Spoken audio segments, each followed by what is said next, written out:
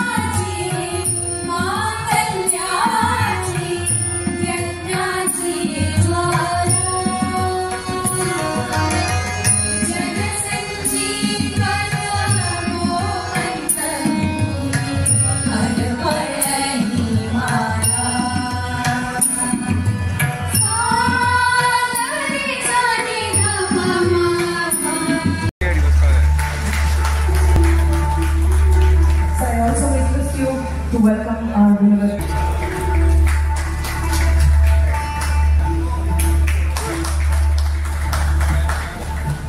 Thank you, sir. Thank you, sir. I request PCPWD Shri Kampasekar to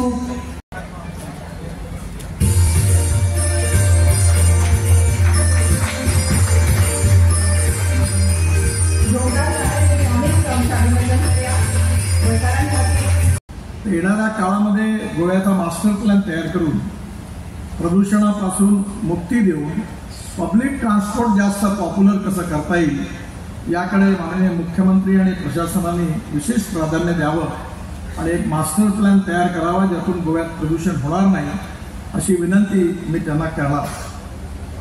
दुसरी महत्त्वाची गोष्ट अशी आहे की गोव्यामध्ये जवळपास 22,000 कोटी रुपयाची कामं ठिकठिकाणी CRF पासून ROB सगळ्या गोष्टी मंजूर झाल्या की आता या वर्षात सगळे संपतील. पण मी या 5 वर्षामध्ये पुन्हा एकदा विश्वास देतो की आपण गोव्यामध्ये जवळपास पुन्हा नव्याने 25,000 ते 30,000 कोटी रुपयाची कामं मंजूर करू आणि गोव्याच्या विकासामध्ये गोव्यात मग माझ्याकडे तुमचे कोणी MLA MP मला भेटायला देणार नाही कारण तुमची काही कामच राहणार नाही. आज मी म्हणून आपल्या दिगंबरनी बऱ्याच वेळा माझ्याकडे फॉलोअप केला. 4 ते 6 लेनचा मडगाव बायपास, नवेलीन, कोणकोलीन, कानुकोला आणि काय कर्मटाका बॉर्डर, कर्नाटक बॉर्डर हा 45 किलोमीटरचा 3,500 कोटी रुपयाचा मी मंजूर करतोय, त्याची घोषणा करतोय. त्या कामाला लवकरच सुरुवात केली. दुसरं, मुंबई ते कन्याकुमारी आम्ही 4 लेन रोड करणार. त्यामुळे सगळ्या ठिकाणी 4 लेन होणार आहे. त्यामुळे 4 laning of Panaji to Belgaum NH 748 52 kilometre हा 4,000 कोटीचं काम पण मंजूर केलेलं आहे. त्यानंतर new boring bridge near Zuari river NH 566 इथे काही प्रॉब्लेम, लोकांचे प्रश्न आहेत. माझी मुख्यमंत्र्यांना विनंती आहे की यांच्याशी बोलून ते प्रश्न आपण सोडवा. 500 कोटी रुपयाचा ब्रिज आहे, असे 8,000 कोटी रुपयाचे काम आहे.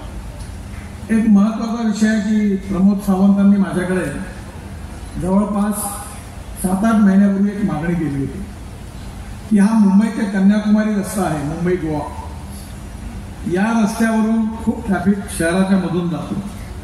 ट्रक जातात, बसेस जातात, त्यामुळे पुष्कळ त्रास होतो जनतेला इथे. आणि इथल्या जनतेला प्रदूषणापासून मुक्ती मिळाली पाहिजे म्हणून हा ट्रॅफिक डायरेक्ट गोव्याच्या बाहेरून गेला पाहिजे. आणि म्हणून मी आपल्या विजन 2047 मध्ये गोवा ईस्टर्न बायपास 65 किलोमीटरचा हा 6,000 कोटी रुपयाचा आहे, त्यालाही मंजुरी दिली आहे. लवकरच आम्ही याच्या कामाला सुरुवात करू. लँड एक्विजिशनमध्ये गोव्याच्या सरकारचं सहकार्य पाहिजे. DPR बनवायला सुरुवात झाली आहे आणि त्यामुळे गोव्याच्या मधले जे बरेच ट्रॅफिक आहे डायरेक्ट, म्हणजे हे कंटेनरचा ट्रॅफिक बाकी सगळा जो मेन आहे जो दक्षिणेत जाणारा आहे तो इकडे येणारच आहे. आणि तसेही आम्ही एक रस्ता नवीन बांधला आहे आणि तो खऱ्या अर्थाने तोही तुम्हाला रिलीफ देणार आहे. तो खऱ्या अर्थाने आम्ही आमच्या विद्यार्थी याच्या जीवनामध्ये काश्मीर ते दिगंबर कामत, संजीव नाईक हे 14 जण होते आणि पार्टीची स्थिती सुरुवातीला त्यावेळी फार यश नव्हतं. तेव्हापासून मी सातत्याने येतो आणि बदलतं गोव्याचं चित्र मला नेहमी बघायला मिळतं. भविष्य काळात पर्यटन हे क्षेत्र असं आहे की ज्यातून सगळ्यात जास्त रोजगाराची निर्मिती होते आणि ज्या भागामध्ये पर्यटन विकसित होतं त्या ठिकाणी त्याच भागातल्या लोकांना रोजगार मिळाला पाहिजे अशी माझी आग्रही भूमिका आहे. त्यामुळे येणाऱ्या काळामध्ये हॉस्पिटॅलिटीच्या क्षेत्रामध्ये हॉटेल्स, रेस्टॉरंट्स, टॅक्सीज, बसेस या सगळ्या याच्यामध्ये इथल्या स्थानिक लोकांना रोजगार मिळाला, उद्योजकांना अवसर मिळाला तर गोव्याच्या ग्रोथमध्ये त्यांचं कॉन्ट्रीब्युशन होतं. पर्यावरणाचं रक्षण करणं आणि दुसरीकडे विकास पूर्ण करून ही गरिबी दूर करणं असं सुसूत्र इंटिग्रेटेड मॉडेल गोव्याचं तयार व्हावं.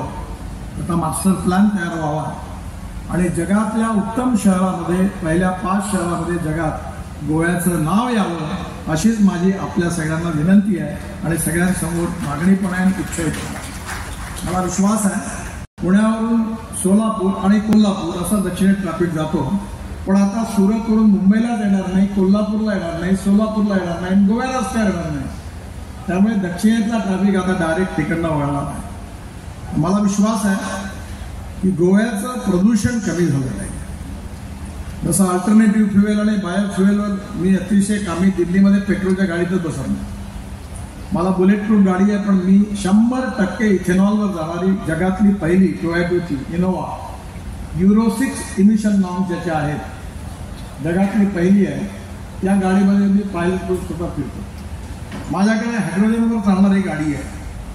हायड्रोजनवरच्या गाडी मर्सिडीजपेक्षाही चांगली आहे आणि मी तिसरी गाडी इलेक्ट्रिकची वापरतो. मी तुम्हाला दरवेळेला विनंती करतो तुमचे इथे NGO बरेच ॲक्टिव्ह आहे. मी काही NGO नाही आहे कारण विकासाचं कामही झालं पाहिजे. कारण एक वन साइडेड विचार करणं काही बरोबर नाही. इकॉलॉजी आणि एन्व्हायरमेंटही प्रोटेक्ट झाली पाहिजे आणि डेव्हलपमेंट पण झालं. त्यामुळे गोव्याचा संपूर्ण ट्रान्सपोर्ट हे तुम्ही इलेक्ट्रिक म्हणजे अल्टरनेटिव्ह फ्युएल आणि बायो फ्युएलवर जर आणलं तर गोव्याचा आज जी प्रदूषणची लेवल आहे ती अर्ध्यापेक्षा कमी झाल्याशिवाय राहणार नाही आणि ती गोव्याकरता जनतेकरता सगळ्यात मोठा पुरस्कार, सगळ्यात मोठं बक्षीस मिळणार. आणि म्हणून माझी विनंती आहे की आज पर्यटकांची संख्या वाढेल. आम्ही रोड चांगले केले की पर्यटक वाढतील. मला अजून एका गोष्टीचा आनंद आहे की मी मंत्री असताना जुवारी ब्रिज बांधत असताना माझ्या मनात त्या टावरवर वरती मोठे रिव्हॉल्विंग रेस्टॉरंट बांधायचो. येण्याच्या लोक म्हणे आपलं काम नाही आहे. हे रेस्टॉरंट बांधून त्यांनी वर्षाचे 200-300 कोटी कमावले असते. आता त्यांनाच कमवायचं नाही तर मी मागे लागणं सोडलं आणि तुम्हाला तो दिला पर्यटनाकरता आणि तुमचं आता बहुतेक टेंडरही फायनल झालं, कामही सुरू होणार आहे. आणि गोव्यात येणारा प्रत्येक पर्यटक त्या कॅप्सूल लिफ्टवरून त्या टॉवरवर जाईल आणि पूर्ण गोवा बघू शकणार आहे. आणि त्या ठिकाणी त्याला कॉफी शॉपमध्ये कॉफी पिता येईल आणि तिथे काहीतरी चांगलं आपल्याला करता येईल याचं आपण डिझाईन केलं, तुम्हाला तिथे ट्रान्सफर केलं.